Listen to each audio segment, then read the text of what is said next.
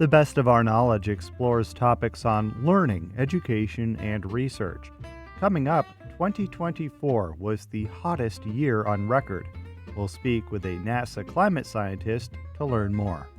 And a new study suggests evidence of water reserves deep underground on Mars. I'm Lucas Willard, host of The Best of Our Knowledge.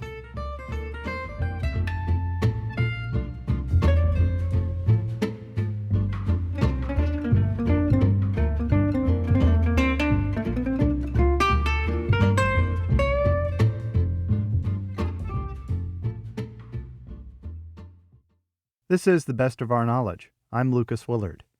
2024 was the warmest year on record. NASA and NOAA, the National Oceanic and Atmospheric Administration, released their annual assessment of global temperatures on January 10th. To learn more about the latest assessment and how the average global temperature is measured, The Best of Our Knowledge's Madeline Reynolds spoke with Dr. Leslie Ott, a climate scientist at NASA's Goddard Space Flight Center. What's important, I think, for viewers to know is that that's not just a one-off and unusual year. This is part of a long-term trend that we're seeing. So the past 10 years have been the warmest 10 years on record, dating all the way back to the late 1800s. So unfortunately, this pattern that we're seeing of a warming planet continues through 2024. Hmm. And NASA, of course, studies space like planets, stars, and far, far away galaxies, and much more. But what is the importance of NASA and NOAA studying our planet, and just why do we? Yeah, it's a really good question. And of course, yeah, a lot of people have that connotation. When you think of NASA, you think of outer space. But one of the most important missions that we've had literally since NASA was established in our charter is looking back and studying our home planet for the betterment of the whole world. And that's important even if you only care about outer galaxies. Studying the planet shows us what life looks like, how we sustain life on a planet. This is the best laboratory we have because it's the only planet that we know that can sustain life. In addition to that, it's the most dynamic, beautiful, complicated planet that we have, right? And so studying it and really launching this fleet of Earth observing satellites that NASA maintains and working collaboratively with our partners across the government and private sector, that helps us collect a lot of data that we can distribute to communities across the country and really across the world to help them navigate the changes that they're seeing in a warming planet. So, how are these global changes you've gotten from your data impact us where we live?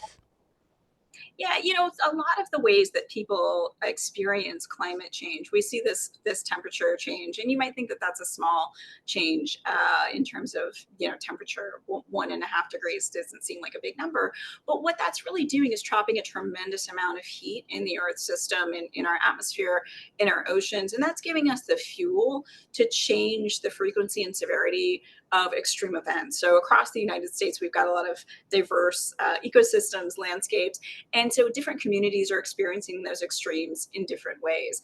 In the Southeast, that might be changes in hurricane frequency and impacts. In the Western US, unfortunately, changes in the frequency of wildfires. And in the Northeast, where you're based, one of the things that we're seeing is trends towards more frequent extreme precipitation events. So instead of having, I live in Maryland, and we used to have kind of gentle rains. I feel like we don't have very gentle rains anymore. And that's statistically borne out in some of these precipitation time series that we're seeing, is that we have more rain falling in more extreme storms. That's important because it can increase the frequency of flooding. It can also decrease the amount of water that's absorbed by the land, which means that it can have impacts on vegetation. So in the Northeast in particular, that's something we track and are concerned about, is the changes in precipitation and how that affects both communities and vegetation health. Just how does NASA and NOAA take the temperature of Earth, and how do you monitor the climate on, such a large scale? Yeah, it's a really good question, and it's not easy. So those temperature records that we're talking about, that's based on analyzing data from literally thousands of long-term surface stations. So we have surface sites, we have ocean buoys that have been collecting temperatures going back all the way to the 1880s. And so at NASA, we use our own methods to analyze those data. Colleagues at NOAA use subtly different methods. And so to colleagues at universities in Europe, we all kind of do this kind of analysis with long-term temperature records to cross-check and make sure that we have confidence in the numbers that we release. And so the temperature records are based on a lot of this old school kind of weather station data, but at NASA, we combine that with very high-tech, innovative methods, this fleet of Earth observing satellites that helps us detect the impacts of climate change across our oceans, the productivity of ocean ecosystems, across land systems, looking at the frequency of fires, looking at the impacts in air quality. And so really that helps us get a full picture of what is that 1.3 degree number? What does that actually mean across the planet? Because we have this broad, incredibly diverse view from the satellites. And we now have, or rather, scientists have more data than ever before about our planet from 2 satellites that launched last year, which you kind of mentioned in your just previous answer. First, NASA's PACE satellite that's focusing on our atmosphere and oceans. And then secondly, NOAA's most advanced GOES weather satellite. So how do these satellites work together to help us understand our weather and climate more? Yeah, so one of the satellites we're really excited about is called PACE, and it's a satellite that does a little bit of everything, but it studies primarily ocean productivity, ocean ecosystems. And at NASA, really, our mandate with satellites is to try to develop new approaches, new ways to see the planet. And so PACE is incredible at giving us much more detail to see all of the kinds of different signatures of life in the ocean. It used to be that we would look at the oceans and we could just kind of tell, how green it was, how many plants were growing, and how that fueled life. PACE has such a capability to deliver more detailed information. We can actually see what kinds of plants and tiny animals are living in the ocean. And that helps us get much more information about fisheries, about ocean productivity, which people all over the world need to understand the food web and how that's sustained over time. With the GOES satellites that NOAA are launching are this incredible example of what NOAA does well, which is really make the technology that we develop at NASA and transition that to something that we can sustain for many decades. So those GOES satellites are giving these amazing new views of how storms evolve over the course of a day. So we can really track things like lightning flashes, storm formation, and fires from these geostationary satellites. And one of the ways that they work together is that we sort of prove the new capabilities, the new technology on some of those satellites like PACE. And then the next generation of NOAA weather satellites will have some of those kinds of capabilities to better study ocean biology and air pollution. And so that's just one of the ways that we're using those satellites to track many, many different types of systems that are impacted by climate change. What do we expect to see in the future with heat and these global events? I mean, I can't not mention this past year and what we're kind of seeing right now. The past hurricane season, for example, very strong, very destructive. And then the wildfires currently happening in Southern California near LA, just raging and destroying everything in its path. And I mean, also here in the Northeast, throughout the entire autumnal season, even into the winter, wildfires. I feel like there's no longer a wildfire season anymore. It seems year round. So those are just a couple examples, but what do we expect to see in the future with heat in these global events? Yeah, and indeed, you hit on one point we've been saying is that there's no longer really a wildfire season in California. It's just an annual problem, and unfortunately, we've been doing these kinds of live shots, these interviews for a long time now. I've never had to talk about wildfires in Southern California in January. So this is a devastating sort of manifestation of a trend that we know we've been seeing towards drier conditions, more fires in the western part of the United States. And our thoughts are with everyone who is dealing with those right now. We do know that the increases in temperature that we're seeing are due to rising concentrations of greenhouse gases in the atmosphere, most notably carbon dioxide and methane. And as those concentrations continue to increase, we do expect warming to increase and that to continue to fuel some of these types of extremes that we're seeing. And that's tough. I think a lot of viewers and people have a tough time understanding and accepting that reality. I will say at NASA, one of the things that we work hard to do is to make those kinds of observations, those kinds of new data sets and predictions so that helps communities around the world deal with these kinds of challenges, which we do expect to continue. So, is there anything that can be done to mitigate these temperature and climate trends? It's a really good question, and I will say, NASA is a science agency, not a policy agency. So a lot of times we stick clear of some of the policy types of approaches. But I will say that we know very clearly that the temperature increases and fueling extreme events are due to concentrations of greenhouse gases in the atmosphere, and it's our job to sort of track those, to track the impacts, and give that data to decision makers so that they can make informed decisions about how they want to deal with emissions that fuel rising concentrations of greenhouse gases, because we know that until we address that root cause, we are going to see a trend towards a warmer planet and more extremes. NASA's next Earth science mission launching is NISAR. How will this help us understand our planet more than we do now?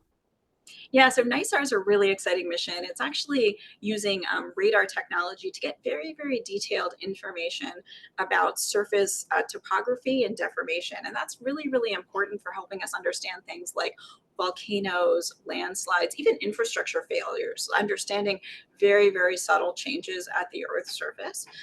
So we're really, really excited to have NISAR joining this fleet of Earth observations, which are helping us understand all of these many aspects of the planet Earth. And then finally, you as a climate scientist, what are you most excited to delve into next in this Earth science world? It's a really good question. By trade, I'm a meteorologist and I'm a modeler. And so one of the things that I'm incredibly gratified by and excited about is just seeing all of the new observations that are coming online. So I study the carbon cycle, which is the exchange of carbon between oceans, atmosphere, and greenhouse gases. That we're tracking, and really being able to have all of these new observations about life in the ocean from PACE, understanding air quality and things like fires using some of the data from GOES, and having NISAR, which tells us about surface deformation and how that affects things like vegetation. Being able to integrate that into one planet helps us improve predictions of many, many hazards. And so really that's the thing I'm most excited about, is how we collect all that data, how we integrate that and use that to predict the future. Dr. Leslie Ott is a climate scientist at NASA's Goddard Space Flight Center. She spoke with the best of our knowledge's Madeline Reynolds.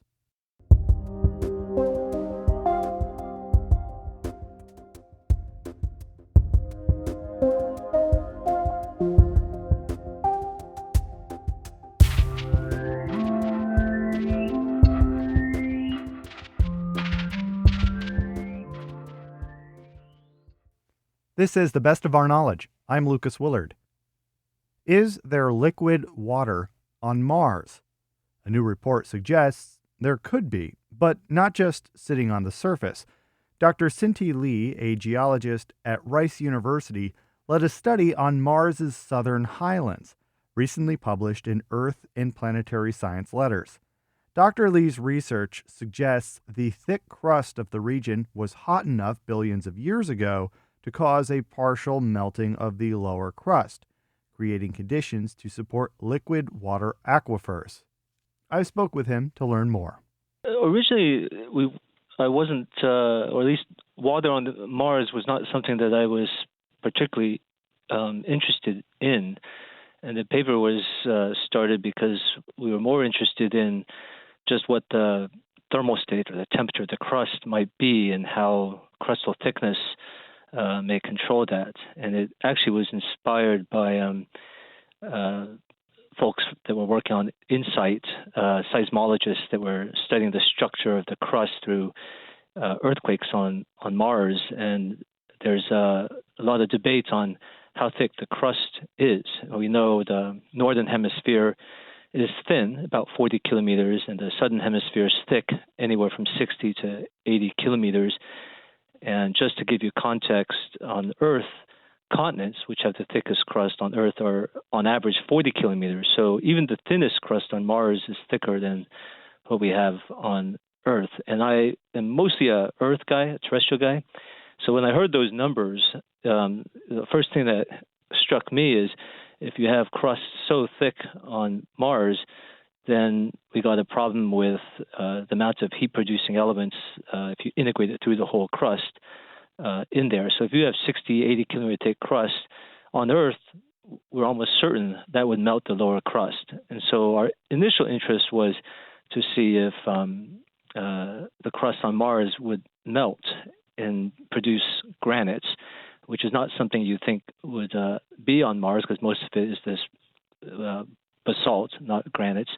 But the paper is about really in the beginning that we predict the southern hemisphere early on in Mars history, the first billion years or half billion to a billion years, should have produced a lot of granite, and that may be hidden somewhere there in the subsurface. So granite is not unique to Earth, and maybe one day you'll be able to refinish your countertops with Martian granite. Yeah, I don't know about that, but yeah, I think most people would think granites are unique to Earth, and that they signify not just that you're remelting the crust, but that you have plate tectonics and subduction. They think you need water to make granites, and the only way you can get water down deep is through subduction of oceanic plates, and that's plate tectonics. So there are a lot of papers written, even titles that sound like this: no granites, or no water, no continents, no tectonics, no granite, something like that. And so initially our interest was to explore the possibility of just generating granites on a non-plate tectonic planet. And so that was what we found. If you have thick crust in Mars, you would naturally start to melt the lower crust, and you would naturally generate granitic crust, and it could be down hidden deep. And there are some hints that they are seeing evidence of small amounts of this composition scattered around Mars. So that was where we initially came from. But then a funny thing was, while I was working on this, my 9-year-old kid came into my room, and I guess he was kind of sort of bothering me and asking, "What are you working on?" And I tried to explain these simple thermal models to him to a 9-year-old in as simple as way possible. And we started talking about what controls the temperature of the crust. This went on for about 30 minutes, and it sounded like he was understanding because I wasn't using any technical terms. And all of a sudden he said something like, "Dad, is it high enough to melt ice?" And as soon as he said that, everything shifted in my head. Like, oh my gosh, I hadn't even thought about the impact, the temperature in the near surface.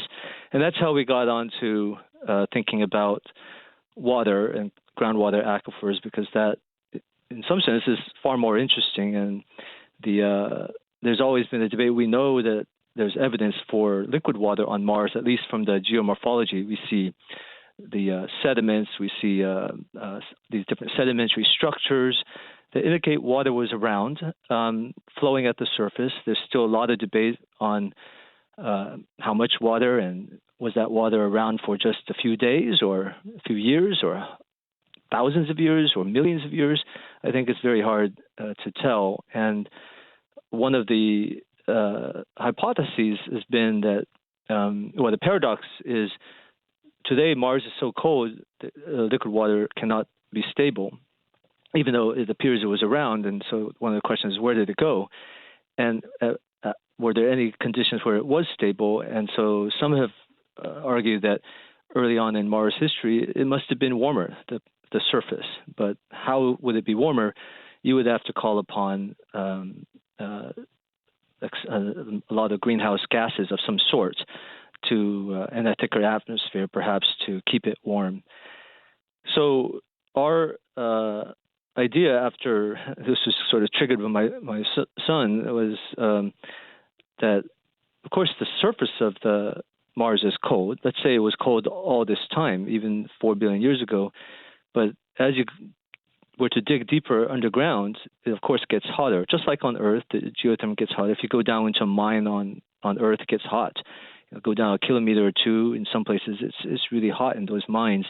And so at some point, you would get to where even if the surface of Mars was frozen, that water would be in the liquid state deeper down. And the only question would be, is there water down there? And we don't know, but other folks have proposed that the surface of Mars is all cracked up. It's the regolith from impacts, just like on the moon, and that may go down 10 kilometers. So if there is water, it could be down in there. It's porous, and the question is whether that's frozen or in the liquid state. And based on our models, it would indicate when you have thick crust, that would be in the southern hemisphere, in the highlands, that, that 10 kilometers or maybe a little less than that, that should be liquid water. And so you should have frozen at the surface, but in the very shallow subsurface, a couple kilometers down, potentially a massive reservoir of liquid water. And it could be exposed episodically by impacts or volcanoes that would cause this liquid water to come out. And so in the otherwise frozen planet, we could have liquid water. It would just be episodic. Northern hemisphere crust would be too thin and no significant aquifer. So it could be then, if there are impacts and as they occur over time, that a meteor would strike deep enough to release a reservoir of water on Mars, and then maybe that could be linked to the signs of water erosion on the surface.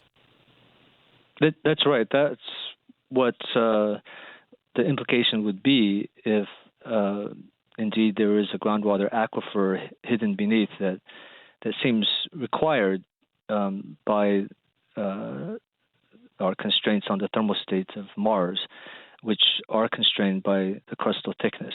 So I'll take a step back. We got in here originally because of crustal thickness, and I don't think we know yet exactly how thick the crust is in the southern highlands. It could be 60, it could be 80 kilometers, but it makes a big difference. And so this is, for future research, really pinning down how thick that crust is important, because once it reaches a critical threshold of thickness, then all this sort of cascaded implications follow. You should form granites. You should have liquid water at least 4 billion years ago in the subsurface. And so there is this reservoir that could be tapped by these catastrophic episodic events. Now, the crust is too cold today because the heat production has declined over time as it decays by radioactive decay, and the heat flow out of Earth out of Mars has declined. So we don't expect to have any significant groundwater aquifer underneath the highlands today. So you could have an impact today, and you wouldn't generate, the escape of water or anything like that. Where does this research point you next? And now, do you think that there will be more of a search with rovers or other kinds of technology to look for granite on the surface of Mars? Well, so I, of course, I'm mostly an Earth geologist, and so we got in here, I guess, through the perspective of how crusts are formed and made on Earth. But I think the biggest implication here, and I think what it could drive, is really we need to search for evidence for granite or granitic compositions on Mars. And there actually are already evidence for that. They've been seeing granitic compositions in some of the sediments. They're fairly local still, and then recent papers have shown some landforms that large circular type landforms that have been interpreted as, in some cases, calderas, and in some cases, like what they call laccoliths, like they're domes that have been formed by the intrusion of some magma. And typically it's granites that do that. So how much there is, we don't know, but there is hints that it is there. And I think a concerted effort to kind of look at that again through more exploration or reanalysis of existing data, like the gravity data, needs to be examined carefully. And I think some of the estimates of the crustal thickness need to be examined because they depend on your density models.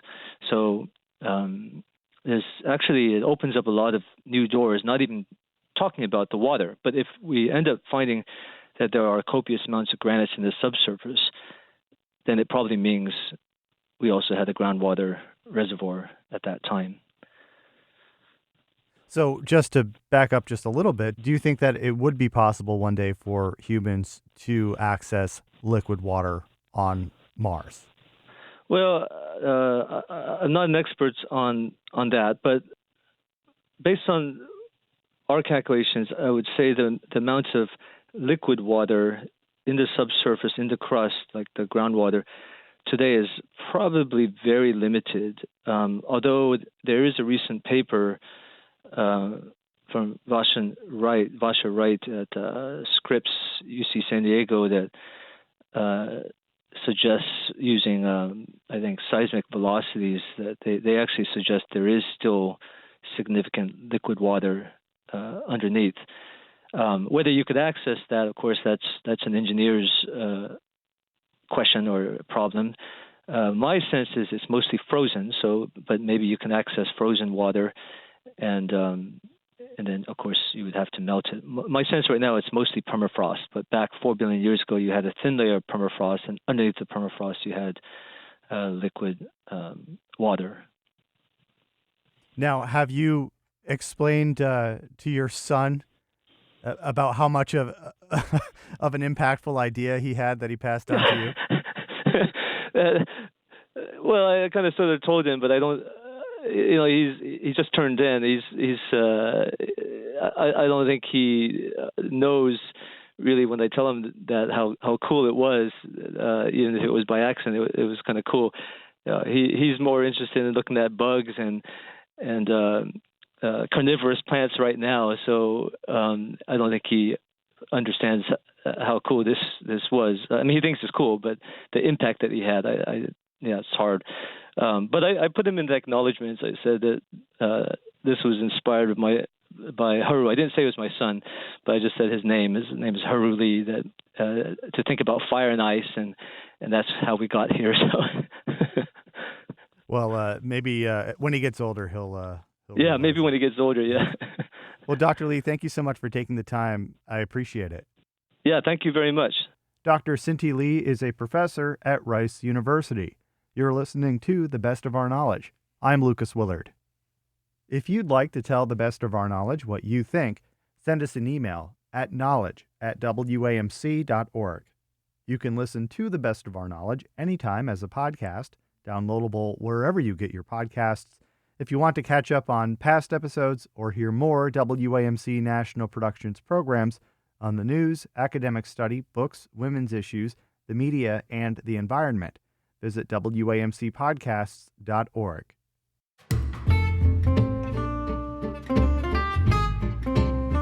This has been The Best of Our Knowledge, episode 1789. The Best of Our Knowledge is a national production of WAMC, Northeast Public Radio. Thanks to associate producer Madeline Reynolds. The latest on all National Productions programs is available via the Airwaves newsletter and our flagship station's website, WAMC.org. Until next time, I'm Lucas Willard.